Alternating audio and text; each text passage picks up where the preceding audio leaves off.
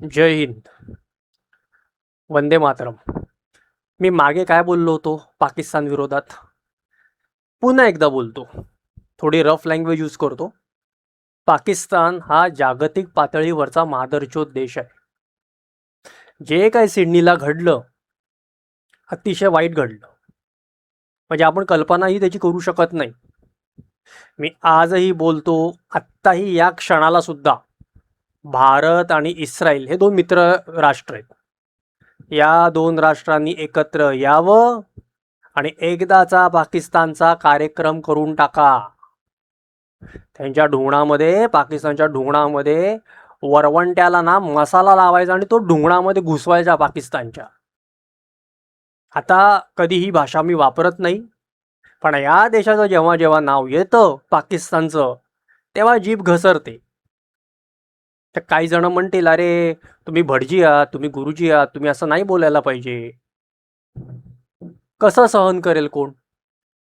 आत्ताच या वर्षी तुम्ही मार्च पासून मे महिना धरा का कसा गेला. पहलगाम प्रकरण घडलं, वाईट प्रकरण घडलं.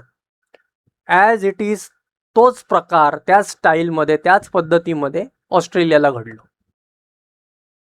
आणि जे कोण या पाकिस्तानला जे काही फंडिंग करतंय, त्यांना सुद्धा श्राप बसणार आहे, लक्षात ठेवा. मला सांगा, पूर्ण पृथ्वीमध्ये, आपल्या एका पृथ्वीमध्ये, आपल्या या ग्रहावरती प्रत्येक देशाला माहिती आहे, जे चांगले देश आहे त्यांच्याबद्दल बोलतोय. भिकारचोट देशांबद्दल मला काहीच बोलायचं नाही. तुम्हाला माहिती आहे ना हा देश कसा आहे पाकिस्तान. मी आता पुन्हा एकदा एकच गोष्ट रिपीट करतो. पाकिस्तान जेव्हा जन्मास आला, त्यांचा एकतरी प्राईम मिनिस्टर दाखवा ज्यांनी आपलं आपलं पूर्ण टर्म पूर्ण केलेलं आहे. प्राईम मिनिस्टरचं जे काय आहे टर्म केलंय, नाही केलंय. म्हणून भारत आणि इस्रायल, खूप चांगली संधी आली आहे तुम्हालाही चालून, म्हणजे आपल्याला पण आणि इस्रायलला पण.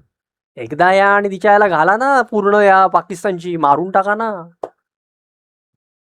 भारत आणि इस्रायलने एकत्र येऊन पाकिस्तानला या पृथ्वीवरती पूर्ण कायमस्वरूपी नष्ट करून टाकायचं. चांगली संधी आहे. आणि मुळात म्हणजे एकदा का हा देश मिटला पाकिस्तान, डोक्याचा तापच निघून गेला. हे इतर देश सुद्धा ना सुखामध्ये जगतील, राहतील.